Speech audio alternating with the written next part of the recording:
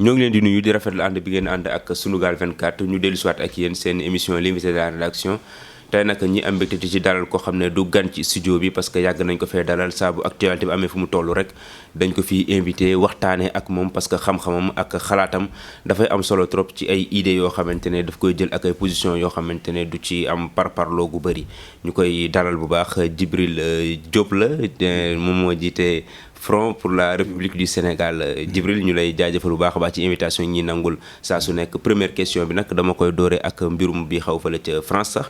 njiitu réew mi ak lu toll ci 20 autres chefs de l'État ñu nekk fale ca France di waxtaanee naka la ñuy def ngir suqaliwaat koomu Afrique gannaaw bi fi mbas mi jaaree ba noppi d'abord naka nga ko gisee ndax am nga ci yaakaar. waaw maa lay fay di la nuyu borom kër gi di nuyu bépp internet boo xam ne mi ngi suivre Sunugal 24. ak bépp kilifa gu nekk ci réew mi rawatina kilifa diine yi kilifa aada yi ak kilifa cosaan yi. ak tamit di nuyu fi ma jóge fi ma bokk muy waa Front pour la République du Sénégal. Bon, c'est une très bonne question man dama gis ni aujourd'hui Afrique dañu war a changer contournement yi parce que bu ñu demee bay waxtaanee koom-koomu Afrique di ko yóbbu ci beneen réew boo xam ne au-delà de l'Afrique la je pense que manque de volonté et de vision. ak tamit mooy option bi ñu war a jël pour demal suñu bopp mooy premièrement à chaque fois dañ koy rater je pense que économie africaine bu ñu siy wax waroon nañ mën a organiser ko au Sénégal parce que lan lay centre bi ñu créé lu muy jariñ c'est pour accueillir des conférences internationales. li ñu ko def France dafay déranger wala. non ça me dérange man daf may déranger dans un premier temps parce que jamais européens yi duñ def seeni conférence sorte de crise pour mais doon France kese parce que FMI ñu bëri teewul nañ fa. non dama ne lu mënti am. da ngaa jóge ci continent dem ci beneen continent. ngay waxtaane comme continent boobu. li gënoon rafet ak li yenu maanaa mooy d'abord nga rester foofu ngeen waxtaan parce que tamit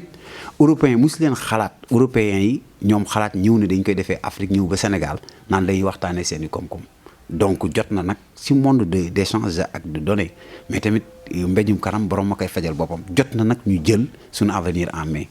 je ne suis pas d'accord des vingtaines de chefs d'État se regroupent benn pays France mais ni toujours nous sommes toujours dans la colonisation kon donc dafa mel ni suñu indépendance amuñu ko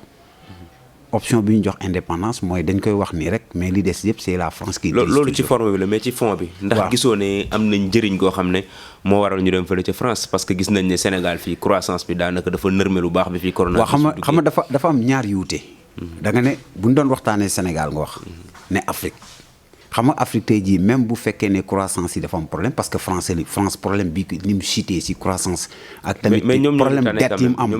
même bu ñu crise la. non économiquement Afrique moo gën a touché loolu moom chiffre yi dañ koo wane. non attends il faut faire très attention parce que boo gisee que Afrique man ci li ma xam amul pays yoo xam ne def nañ comme li France def mooy tëj seen i dëkk kenn génnul kenn demul dem ba population bi à partir de 18 heures. c'est sur le plan sanitaire. waaw sur le plan sanitaire. mais dañ ne sorti de crise après Covid avec mais plan économique ñoom relance économique lañu wax Djibril non il faut nga bañ a juum si on parle de il faut faire très attention relance économie. dëkk bu koy def nga ne da nga indépendant. tu as beaucoup de ressources am ay énergie ay capacité nga bëgg ne da nga bëgg a bokk ci concert des nations premièrement il faut que nga respecter sa bopp mooy d'abord option yu bari boo koy jël nga koy waxtaanee nga càmbaree ko ci dëkk moo gën ngay dem dëkk jàmm li ñuy defi noonu mi dafa mel ni day yalwaani dafa mel ni da ngay dem di yalwaani kon France moo war a soutenir nos économies kon kay c'était pas la peine parce que boo waxee France kiy jiite tey ji fonds monétaire yi européen la toujours génn aussi ci Europe kon donc il faut que l'Afrique aussi à chaque fois que les Africains il faut que ñu commencer jël leur avenir en main à chaque fois nee naa la contournement yi ñuy jaar ak tamit heure bu kët na jot affaire ñu ne noonu na leen daw dem Europe mais bénéfice bi ci européens yi la parce que liñ lay war a jàppale di la ko jox lépp la. su ma la dégloo Djibril yow kon amoo yaakaar ci sommet bi. non man du ma am yaakaar ci ay sommet gis nga. bori ñi sàkk ñu baal ñu ko fan ak tamit. non xam nga tamit ñun Afrique waratuñ toll di dimbal naan nañ leen baal leen ñu ci lii baal leen ñu ci lay. mënoo nekk benn continent boo xam ne tu as beaucoup de ressources. am ay ressources humaines de qualité. am d'abord jeunesse parce que buñ koy wax am des femmes dynamiques. am ay tous les ressources du monde ba pare dem naan da nga fay bàyyi ressources toog ci or di yalwaan di tàllal ay loxo on vous utilise donc bu fekkee ne ñun nous ne sommes pas indépendants ñu d'accord ne nous ne sommes pas indépendants ñu nekk ay li ñuy wax ay provinces en France benn yoon mais c'était pas opportun d'organiser des sommets en Europe ou en France. On pourrait le tenir même à Conakry, à Dakar, parce que am na centre Abidjan mun na nekk. ñu discuter si parce que ñii jiite réew mi am na si ñoo xam ne ay kàngam yu mag lañ. Alassane Ouattara ñëpp xam nañ ni lu mu liggéey si fonds monétaire yi ak BCEAO en même temps que nekkoon na fii gouverneur. donc doone ma nag ak ñeneen ñoo xam ne ay talons ñoo xam ne am nañ finance. ñu xam ne alors dañuy dugg ci beneen point boo xamante ne tamit moo def actualité bi ay bés bi ñu génn. di mbirum opposant bi di Ousmane Sonko nga xam ne dafa demoon fële ca Touba. xalif bi am nu mu ko recevoir mu jur coow lu bëri ba léegi commentaire yi ñu ngi wëy. ñenn ñi jàpp ne xalif bi da ko wàññi. ñeneen ñi am ñu jàpp ne déet xalif bi wàññiwu ko mais dafa doon lancer wàlle benn message. à tous les politiciens du Sénégal. yow naka nga jàngatee discours xalif boobu ak réponse yi nga xam ne Ousmane Sonko doon na ko apporter de temps en temps. waaw xam nga man toujours damay jàppee ni le xalif général des Mourides di nuyu di ko siyaare di wax ni kilifa goo xam ne gu tedd la si réew mi. Ousmane Sonko doomu xalif général des Mourides la te Ousmane Sonko am na lu mu pesé si réew mi. donc xalif général des Mourides diggante ak Ousmane Sonko ak le xalif général des Mourides diggante taalibe la. ak sëriñam diggante wayjur ak doomam sa doom nag am nga droit bu ñëwee waxtaan ceeg yow ngay jàjji ko waxtaan ak moom xoolal ko yoon bi ndax nit du doy man gisuma si mal boo xam ne nit ñi moom dañuy jël di interpréter il faut que ñu xoolaat ni Sénégal fi ñu toll mooy suñu kilifa yi dafa am yoo xam ne ñoom daf leen war mooy bu njaboot gi xawee bu wengi xaw a amee ñu woowaat njaboot gi defaraat toogaani woon leen loolu parce que loolu la fi Serigne Touba doon def. ñi fi wuutu muy ay way juróom moom loolu da def ak ay magam kon donc si rôle am la nekk Ousmane Sonko nag si rôle am la nekk parce que d'abord si yoonu murit la bokk troisièmement que xam na ni yoonu murit di pesé taalibe la am na droit mu toog gis ni carrément fi mu toll ni war na mën a dem waxtaan échanger ak mbiru réew mi échanger ak tamit si digganteeg moom ak taalibeek yooyu kon man li ma si gis mooy jataay bu rafet la jataayu doom la ak kilifa sëriñ ak taalibeem keneen ku si gis leneen nag kooku la mais nañu bàyyi gis ne dara amu si dañoo non pour man dara amu si mooy da koy jaajji xam ne jeune la parce que wax na ko parce que nee na ko beneen leader politique la ñuy waxtaanee tamit kii cette fois-ci moom daf fi nekkoon di liggéey ak président Macky Sall Abdoulaye Bathily mu def ne Sénégal dafa jubal maanaam daal jege woon na kaw bi wala sax mu dëgmal ko ndax su fekkente ne njiitu réew mi yoon bi mu jël nii maanaam daal am na benn lecture bu critique bu mu am ci kaw kii di président Macky Sall ba tax ñu bëri ci ñi ànd ak Macky Sall song di dalee fu nekk mu dégg lu nekk moom tamit alors naka nga gisee réaction yooyu ñoo am ci kaw kii di Abdoulaye Bathily ak li mu wax ndax da nga bokk moom gis-gis ci réaction am Abdoulaye Bathily. xam nga Abdoulaye Bathily dafa am comme li may wax moo si nekk. dafa nekk koo xam ne dafa am mérite ci Sénégal. mooy jiite fi parti dem ay yoon ñu tëj ko fi si kaso ndax réew mi bakkanam sax mënoon na fi des. ñu mel ni ay Abdoulaye Bathily dañoo war a servir de leçon à la jeunesse. et aussi aux gouvernants parce que ils ont de l'expérience ba muy nekk ministre ñoom nekk ñu ministre ba muy xeex sur le plan politique ñoom nekk lim si dajuñu ko parce que am na si ñu bari ñuy wax ni. xamuñu sax luy kaso xamuñu woon régime yi fi nekkoon Senghor ba Abdoulaye Bathily li mu fi daj dem fi kaso ba ñu ngi naan examen sax fa la ko defee am xeex fi ba multipartisme taxaw xeex fi ba démocratie bi mel nii ku am franc parler ku mel ni Abdoulaye Bathily bu waxee da ngay jël ay waxam nga def si analyse jàng si jël li baax nga téye li bon dafa laaj ñu mel ni ay Abdoulaye Bathily ak kilifa yi fi nekkoon laaj na ñu jox leen cër méngaloo leen am nu leen di honoré boo gisee yenn pays yu bëree bëri les pays développés dañuy jël seen kàngam yi les anciens am période yoo xam ne concertation day am entre ñoom ak les gouvernants pour puiser si ñoom ay mémoire vivant lañ parce que ñi koy xas tey ji seen kilifa tey ji bu ko recevoir oon wax ak moom ñu waxtaan bu subaa ñuy wëlbati ko di ko taggaat xam nga nit boo nekkee nit doo def fi fu bàyyi ma nit nag du def fi fu bàyyi ma mooy bu kenn tëll nga tonte xamoo fu mu jëm un vrai responsable ak tamit ku am sens comme li may wax ci terme ak doxalin mooy kilifa bu waxee dara te ëpp la expérience jiitu la ci da ngay def analyse ci waxam boobu man ñaawlu naa trop ci attaques yi ma gis mais nag ñoom seen manin la seen defin la il ne réfléchit pas ñoom boo ne teel rek ñu damm na dem topp la te au contraire ñooñu ñi def dañ koy defee rek ngir ñu gis yéen pour des problèmes crypto personnels et des problèmes de profit te loolu defarul réew nag buñ fi nekkee da nga booy gouverner da ngay nangu ñu lay critiquer parce que li mu wax dafay dëgg. nanguñu critique ñoom. nanguñu critique ñoom lu ñu nangu mooy ngay wax waa ji baax na mais àdduna kenn amu fi lu parfait. ni nga yàlla ñu sàkk ñëpp ànd ñoog moom mais toujours da ngay gis ni ni nga yow mbindeef nga da ngay jël li baax nga jël li bon sax mun nga ko defar mu baax. mais man je ne vois pas que un Abdoulaye Bathily ak ñoom li mu leen accompagner en 2012 ànd ak ñoom si liggéey ñu àndandoo tey ba muy ànd ak ñoom ñoo ko doon tagg ba muy wër di def campagne pour gagner loolu mu doon wut ñoom ñoo ko doon jàppale. kon tey je ne vois pas que ni mooy ànd nañ tey suba ay noonu lañ lu nekkoon loolu nag dafa rafetul si Sénégal te xam nañ ko Sénégal te loo xam ne dañ koy faral di gis nag ci ànd ak président mais dafa rafetul. képp koo xam ne da nga critiquer day mel ni da nga leen tam de dañoo am problème da encaissé. mais mooy c'est-à-dire que c'est des gens yoo xam ne c'est des suivistes. Ce sont pas des gens qui réfléchissent. C'est des gens yoo xam ne dañuy suivre ay suivistes lañ. Ils voient que leur intérêt crypto-personnel. Et c'est dangereux. Ces gens-là sont ñoom la ñu war a njëkk mais ñoom le mal du Sénégal c'est eux. Ils n'apportent rien du tout au président de la République lu ñu koy apporter mooy ay noon. ay noon rek lañ koy yokkal ak tamit dëkk bi di ko gën a mere. dëkk nag day toll foo xam ne ay nit dañuy jóg di wax ne lii baaxul nga corriger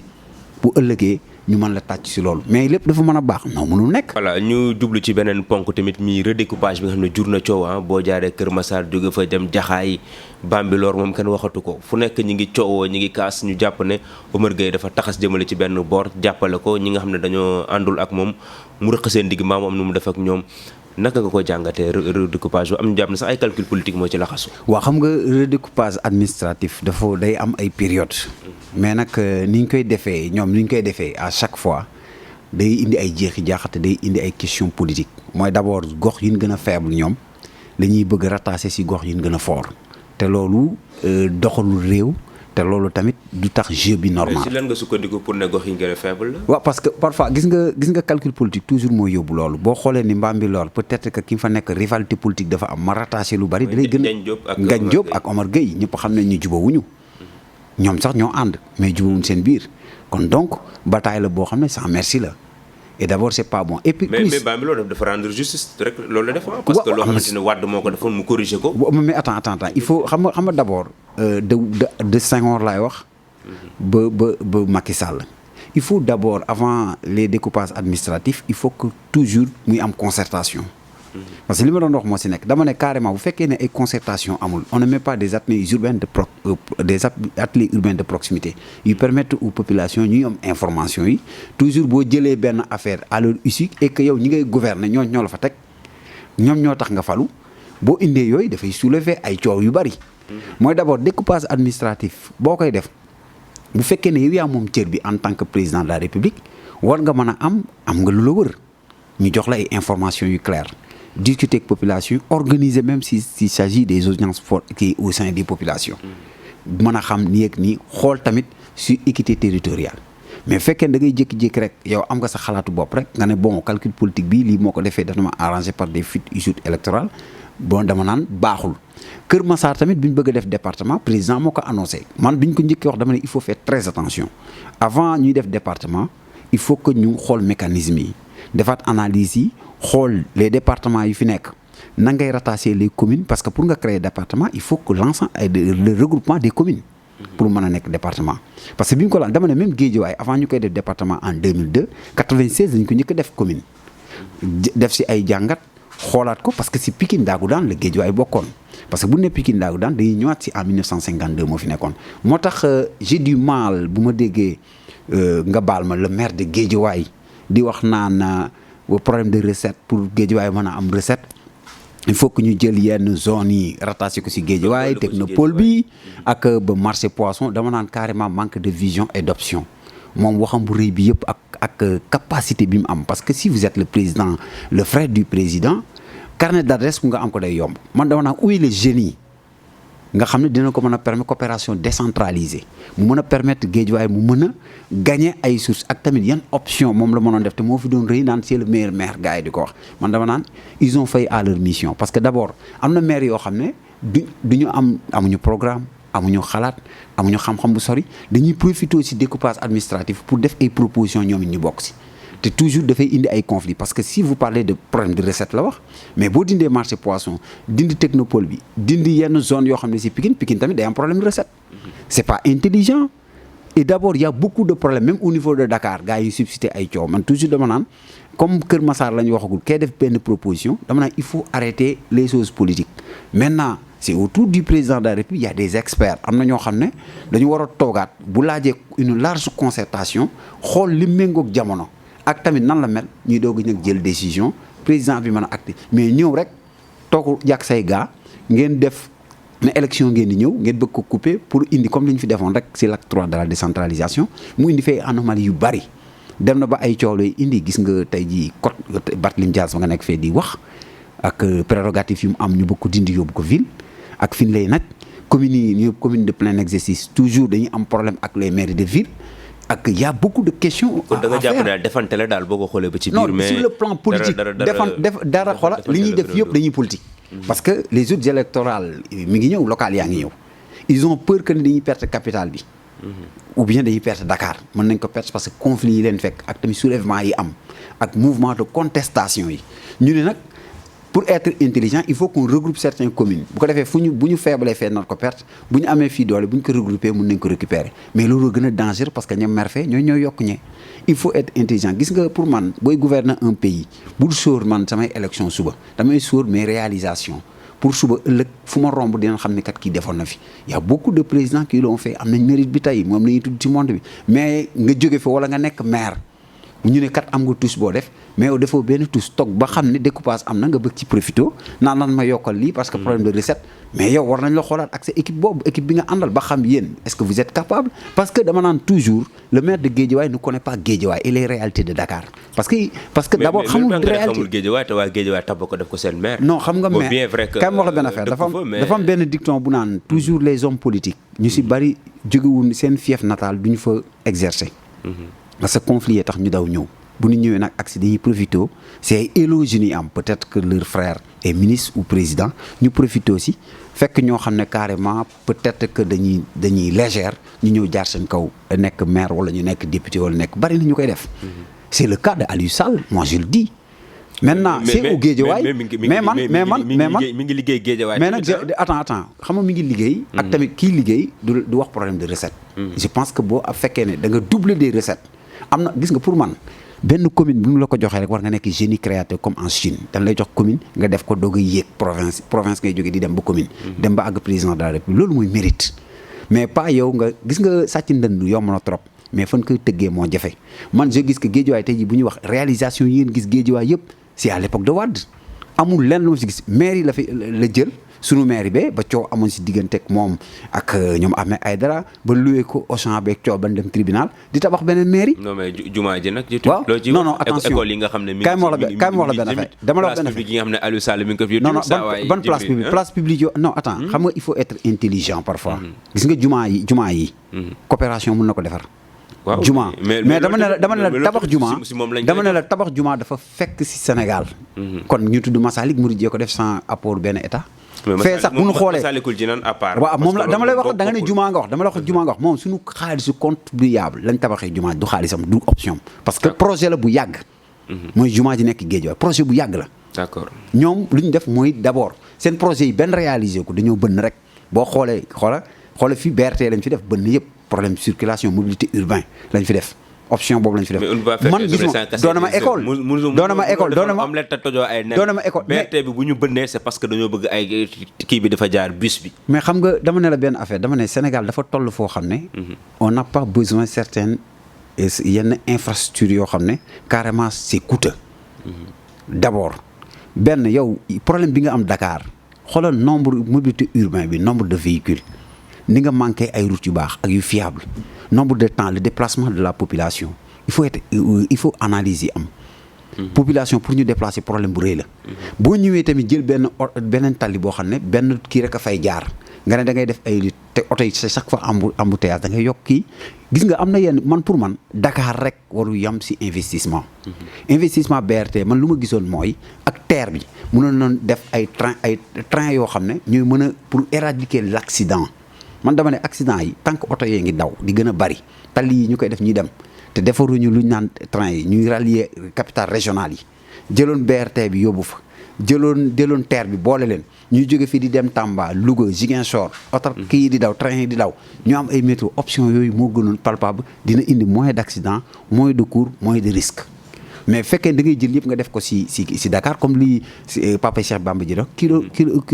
kilo bopp libre yaram macrosophonie ngay def Dakar tous les options et tous les projets infrastructurels sont à Dakar. Où sont les autres régions. dafay dem ngeen kii fa gars yi après dañ lay woo di la yàddu quoi. Djibril ñu dugg ci dernier point wu débat bi. mooy am nañ date léegi enfin. parce que ba ñuy mujjee seq waxtaan amuñu woon date élection locale yi incha allah. dina am le 23 janvier 2022. mais ba tey coow laa ngi wéy di am. opposition bi ñu ngi wéy di dénoncer di ñaxtu. ndax bëy wëyul muus yow tamit ci front bi nga bokk daan nga fekkee ndaje waxtaan yi jamono ji bëy wëyul muus ci ñaxtu bi tamit ngeen war a wàcc ci terrain bi dem liggéey waajal ko. waaw xam nga dafa am opposition si biir opposition ku nekk am sa vision booy doxee. front bu ñu génnee di wax man dafa ne man dama ne en tant que ñun Front pour la République du Sénégal et certains partis ak ñu bokk si non aligné ñun duñu cautionner loolu ñu wax ñoom ñoo ko cautionné comment se fait-il nga jóge élection présidentielle nga yuuxu fépp candidat yi ni duñu féliciter le président bi gagné. ñu ne léegi il faut que ñu càmbar fichier parce que duñu si dem élection moo waral ñu aj élection locale yi nga wax lépp conditions yi yëpp am nga teew yow mi wax sa représentant teew fa opposition bi la majeure partie le PD seul moo fa teewul ñu indil la ñu njëkk a def les termes de référence envoyé nga tardeel ko parce que ñoom ñoo ko tardeel lépp ba mu yàgg nga accepté ñu wax dañuy kii nga ne noo cabinet international parce que Sénégal ñi bokk si kii bi nga récuser ñu ne récuser leen nañu kii wóoluwoo leen ñu dem sélectionné ay kii yu ñëw nga d'accord teewee seeni réunion am ay membres si comité de suivi bi waaw ñu commencé di liggéey chaque semaine ñu defal la rapport d'étape nga dem ba ñoom war a pare ba joxal la pré-rapport pour jox la rapport final nga taxaw naan dafa am ay anomalie jëm fii mooy wan ni que loolu man mun naa ni buñ dee wax sens de responsabilité wàcc sa ànd la parce que dafa mel ni que toujours da ngay jox nit ki dëgg. gis nga en terme clair d'accord ak ñuy ñax. man je ne suis pas d'accord xam nga lu ma d'accord mooy fichier bi ñun ñoo d'accord nañ ko auditeurs yi ñëw audité nañ ko. nañ leen dem élection parce que yàgg na parce que maire yi tey jii conditions yi nekkee nii di diriger c'est pas normal. ëpp na dafa jot pour ñu dem élection gis nga élection nag. fichier naam fondement la ci. mais nag sur le terrain bu fekkee ne pare wuñu ñoom ñu pare wuñu mais ñun nous sommes prêts pour aller aux élections. ce parti pare na. ñun pare nañ. on va aller avec une grande coalition.